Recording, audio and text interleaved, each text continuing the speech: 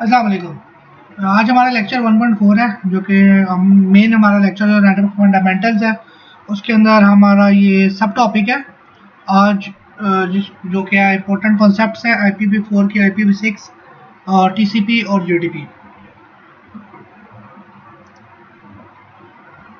यहाँ से हम शुरू करते हैं। सबसे पहले टेबल ऑफ कंटेंट्स देख लेते हैं। सबसे पहले हम देखेंगे IPv4 क्या है, इंट्रोडक्शन पढ़ेंगे IPv4 का, IPv4 का हेडर देखेंगे, उसका हेडर किस तरह का होता है, IPv4 की नोटेशन देखेंगे। उसके बाद हम देखेंगे डिफरेंट टाइप्स की कन्वर्जन्स कौन कौन सी हैं, binary to decimal, decimal to binary, binary to hexadecimal, hexadecimal to binary. जब आप नेटवर्किंग में काम कर रहे हो तो आपकी कन्वर्जन्स आनी चाहिए, बहुत अच्छा होता है। इसके बारे में क्वेश्चन एग्जाम्स में भी लागू पूछा जाता है। CCNA में तो 2 से 3 सवाल मस्ट होते हैं इन कन्वर्जन्स के, और इवन IPv4 टू बाइनरी के और बाइनरी टू IPv4 के मस्ट होते हैं क्वेश्चन, 2 से 3 तो लाजमी होते हैं।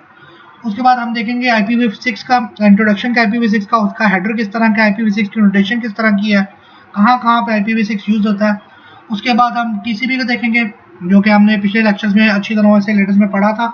अभी हम डिटेल से TCP को डील सिर्फ पढ़ेंगे कि उसके अंदर क्या काम होता है, किस तरह चलता है। उसके बाद 5th नंबर पे हम फिर UDP देखेंगे, UDP किस तरह काम करता है, उसके अंदर क्या क्या चीज़ें हैं, किन किन जगहों पे यूज़ होता है। उसके बाद एक स्मॉल टॉपिक हमारा पिछले लेक्चर का रह गया, OSI और TCP IP मॉडल का फ़र्क, कि OSI मॉडल और TCP IP मॉडल में दोनों में क्या फ़र्क है। इतना ज़्यादा फ़र्क नहीं है, थोड़ा बहुत ही है, तो इसको हम टचअप करेंगे और एंड पे समरी होगी। आइए IPv4 को शुरू करते हैं कि IPv4 क्या है, इसको इंट्रोडक्शन से शुरू करते हैं।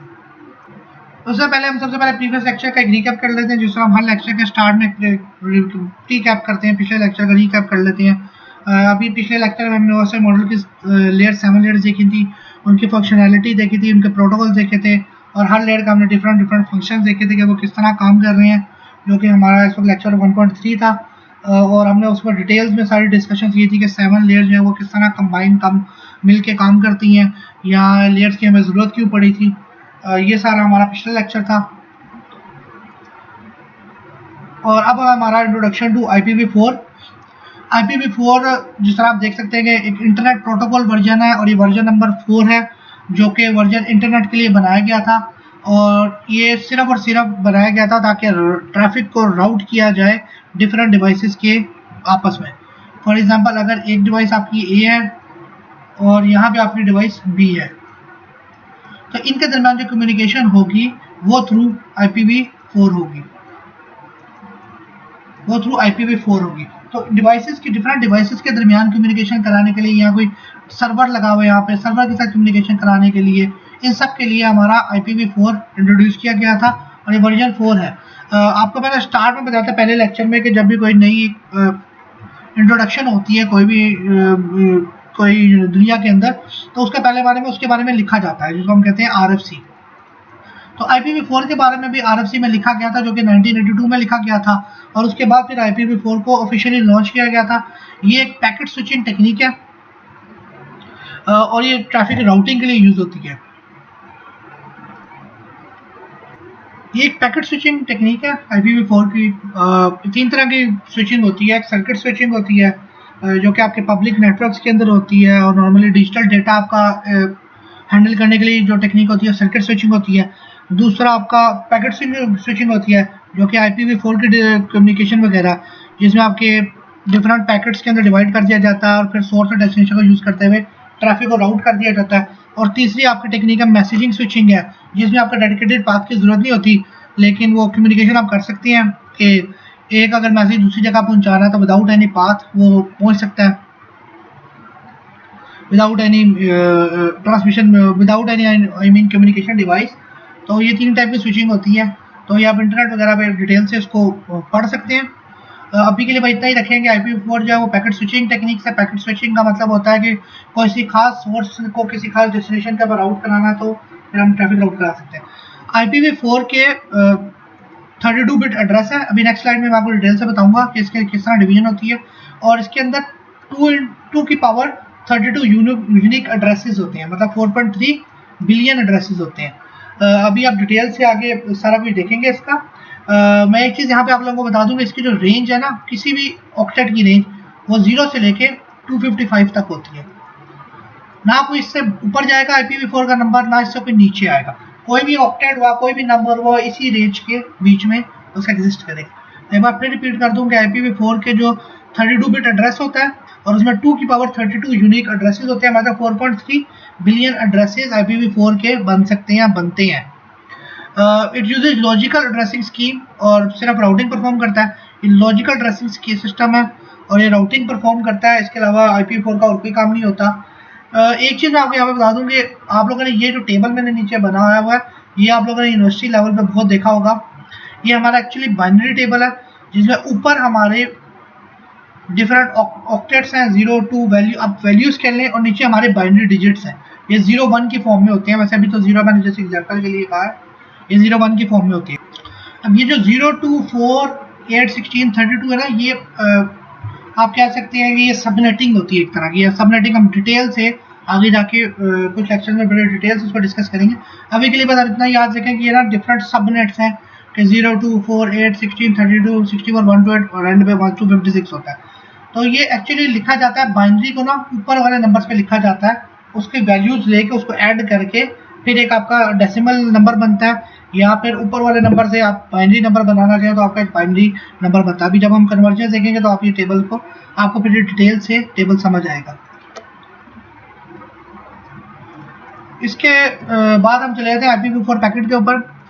IPv4 का पैकेट ऐसा इसी तरह का होता है, 32 बिट का पैकेट होता है, जिस तरह फर्स्ट स्लाइड में मैंने आपको बताया था। इसमें हमारे पास वर्जन होता है, वर्जन 4 है, ऑब्वियसली यहाँ वर्जन 6 है, जिस तरह आपको पता है IPv6 भी एग्जिस्ट करता है, तो यहाँ पे वर्जन आता है, तो यहाँ पे वर्जन 4 आ जाएगा। उसके बाद IHL फील्ड होती है, TUS होता है, टोटल लेंथ फ्रेम की कितनी है, आइडेंटिफिकेशन ऑफ फ्लैग्स होते हैं, फ्रैगमेंट ऑफसेट होते हैं, ये सब डिटेल्स अभी के लिए जरूरत नहीं है, जस्ट हार्डवेयर की डिटेल्स होती हैं। उसके बाद टाइम टू लिव कितना होता है, प्रोटोकॉल कौन सा यूज हो रहा है, हेडर चेकसम कितना है, सोर्स एड्रेस क्या है, डेस्टिनेशन एड्रेस क्या है, ऑप्शंस फील्ड कौन कौन सी हैं और डाटा कौन कौन सा है। ये सब अगर आप डिटेल से पढ़ना चाहते हैं तो ओबियसली आप नेक्स्ट ऑनलाइन वगैरह ये देख सकते हैं इन सब की डिटेल्स की क्या क्या चीज़ें होती हैं। लेकिन आपको मैं आगे जाके जब हम थोड़ा आगे जाएंगे, हम राउटिंग वगैरह के ऊपर जाएंगे, तो मैं फिर आपको IPv4 पैकेट की पूरी डिटेल से एक बार बता दूंगा सारा कि क्या क्या चीज़ें हैं। अभी के लिए बस अब ये याद रखेंगे पूरा IPv4 पैकेट होता है, यहाँ पे इसका सोर्स एड्रेस और डेस्टिनेशन एड्रेस होता है। अभी अगर मैं आपको पूरी डिटेल्स बताने लग गया तो काफ़ी टाइम लग जाएगा, लेकिन मैं टचअप सवाल से आपको दे देता हूँ इन सब चीज़ों का कि ये सब चीज़ें क्या क्या हैं। वैसे इन सब के बारे में मैंने डिटेल्स उसमें स्लाइड्स के अंदर कंटेंट्स में जो हमारी डिस्क्रिप्शन डिटेल्स उसमें ऐड करती हैं, तो आप वहाँ पे देख सकते हैं।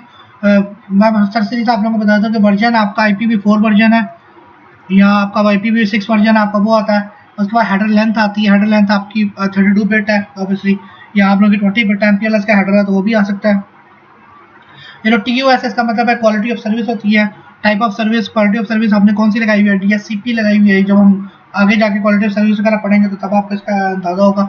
उसके बाद टोटल लेंथ कितनी है, इधर 20 बाइट्स है या 16 बिट्स है, ये कितना है। वैसे IP हेडर जो होता है उसका एंटायर साइज 16 बिट की फील्ड होती है।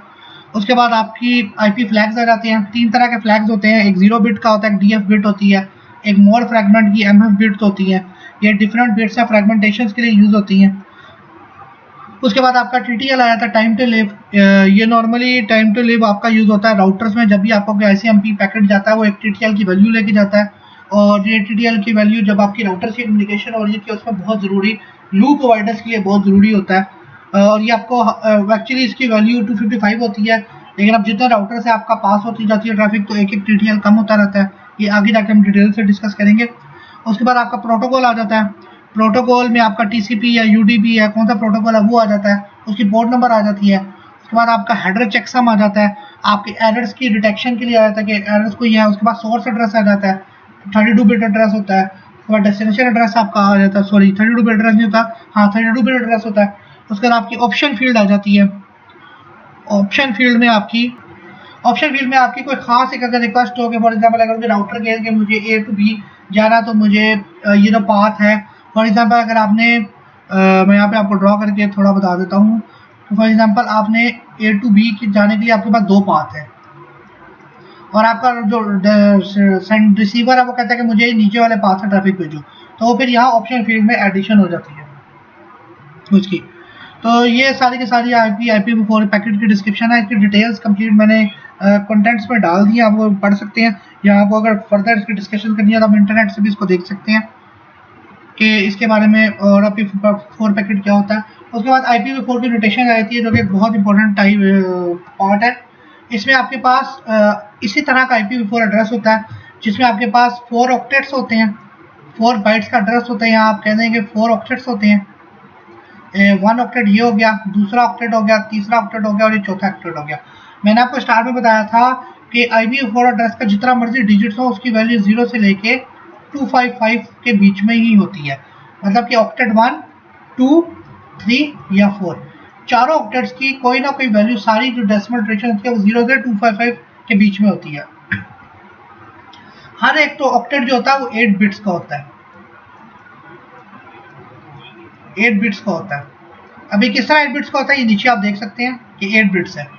1, 2, 3, 4, 5, 6, 7, 8 बिट्स होती हैं और ये टोटल मिलके 4 बाइट बनता है। आपको मैंने स्टार्ट में पहले लेक्चर में याद होगा बताया था कि 1 बिट 4 बाइट के बराबर होती है, इसलिए 32 बिट्स का एड्रेस है बिकॉज ये 4 बाइट्स है।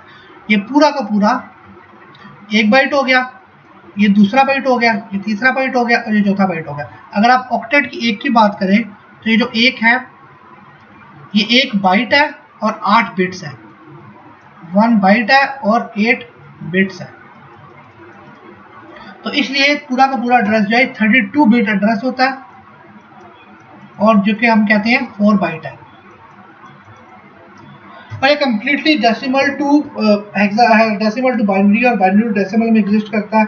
इसके लिए इस एड्रेस को समझने के लिए आपको मैं फिर अगली स्लाइड्स में कन्वर्जन सिखाऊंगा कि इनकी कन्वर्जन किस तरह होती है IPv4 की हेक्साडेसिमल में या डेसिमल में, और ऑपोजिट उसकी कन्वर्जन क्या होती है। ये एक बहुत इंपॉर्टेंट कॉन्सेप्ट है बाइनरी के अंदर डेसिमल की और डेसिमल की बाइनरी में कन्वर्जन, बिकॉज इसके बारे में 3 से 4 सवाल मस्ट है एग्जाम के अंदर। और ये जो नोटेशंस है इसके भी मस्ट है, 2 से 3 सवाल आपके एग्जाम में लाजमी आते हैं CCNA में। और आपके इंटरव्यूज में जब आप CCNA वगैरह का इंटरव्यू देने जाएं तो ये बिट्स और बाइट और एड्रेस कितने नोटेशंस है, कौन कौन सी वैल्यू एग्जिस्ट करती हैं, लाजमी आपके सवाल आते हैं इंटरव्यूज में भी। इसके बाद हमारी आई थी डिफरेंट टाइप ऑफ कन्वर्जन। इसके लिए मैं पेंट की जरूरत यूज करता हूँ। सबसे पहले हमारा बाइनरी टू डेसिमल कन्वर्जन है। अब फॉर एग्जांपल हमारे पास एक बाइनरी टू डेसिमल करना है तो हमारे पास एक सबनेट आ जाता है 0 1 0 1 0 0 1 1 1 2 3 4 5 6 7 8 ये 8 बिट्स मैंने डाल दिए।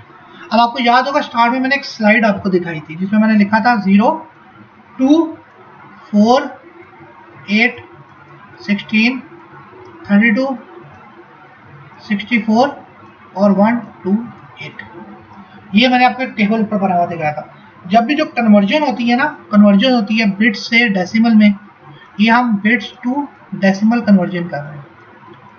अब क्या होगा, अब जो 0 होंगे उसको आप 0 ही रख देंगे और जो 1 होगा उस सबको आप ऐड कर देंगे। अब इसमें ऐड कौन कौन से होंगे, आपका ये ऐड होगा, उसके बाद ये ऐड होगा, उसके बाद आपका ये ऐड होगा, उसके बाद आपका ये ऐड होगा। मतलब 128 प्लस 64 प्लस 8 और प्लस 2। बाकी जो 0 है वो ऊपर 0 हो जाएंगे, जो 0 है वो ऊपर 0 होते जाएंगे।